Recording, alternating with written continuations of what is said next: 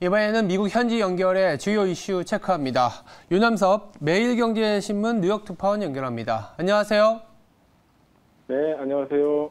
네, 간밤에 11월 FOMC가 있었죠. 보다 중요한 거는 파월의 기자 간담회였는데 투자자들은 아마 피벗에 대한 힌트를 얻으려고 했을 겁니다. 어떤 내용이 오갔을까요?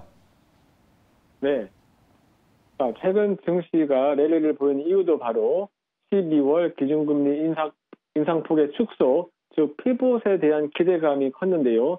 그 기대가 오늘 무너졌습니다. 왜냐하면 파월 연준 의장이 기자회견에서 그 같은 시장의 기대를 일축했기 때문입니다. 파월 의장은 기자회견에서 금리 인상 중단의 논의는 시기상조라고 하면서 금리 인상을 어느 정도 더 해야 한다고 강조했습니다. 특히 지난 9월 연준이 발표한 올해와 내년의 목표 기준금리를 앞으로 더 올릴 것이라고 밝히면서 기준금리 인상 기조가 오히려 더 유지될 것을 분명히 했습니다. 그는 기준금리 인상 기조의 유지 이유로 노동시장이 여전히 과열되어 있고 인플레 역시 높게 유지되고 있기 때문이라고 설명을 했습니다.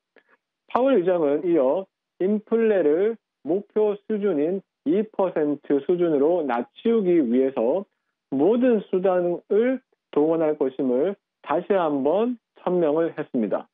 다만 파월 의장은 다음 달 FOMC와 그리고 그 다음 FOMC에서 기준금리 인상폭을 낮출 수는 있다고 원론적으로 밝히기는 했습니다.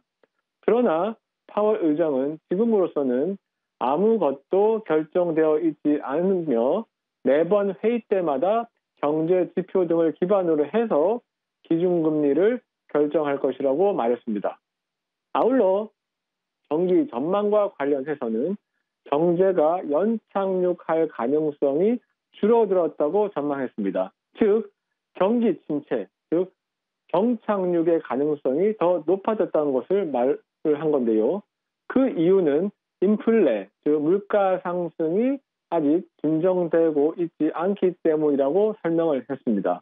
즉 연준에서는 물가를 잡기 위해 계속해서 금리를 올리고 있었지만 그 효과가 시차가 있기 때문에 어느 정도 시간이 걸릴 것임을 설명을 했고요. 결국 파월 연준 의장의 이같이 매파적인 발언이 나오면서 뉴욕 증시는 오늘 마이너스 1에서 3%대로 크게 주요 종목의 지수에서 크게 떨어졌습니다. 네.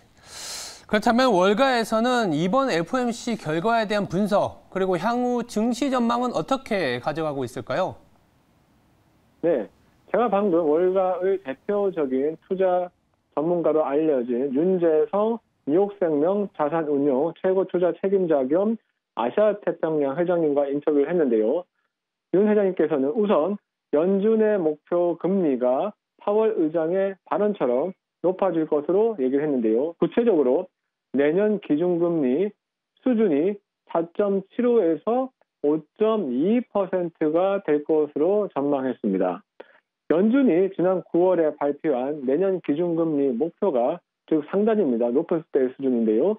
약 4.6%인데요. 이보다 훨씬 높은 수준인 거죠. 또한 경기 관련해서는 내년 봄 정도의 침체에 들어설 것으로 전망을 하면서 내년 1분기 때가 저점 매수할 기회가 될 수 있다고도 전망을 했습니다. 윤 회장께서는 종목으로는 헬스케어가 유력하다고 추천을 했습니다. 이어서 연준이 내년 3분기께에는 기준금리 인상폭을, 즉 기준금리를 드디어 낮출 수 있을 수도 있다고 전망을 했는데요. 바로 그때는 경기 침체가 거의 높은 확률로 예상되기 때문이라고 그렇게 설명을 했습니다. 이상 뉴욕에서 윤원섭 특파원이었습니다.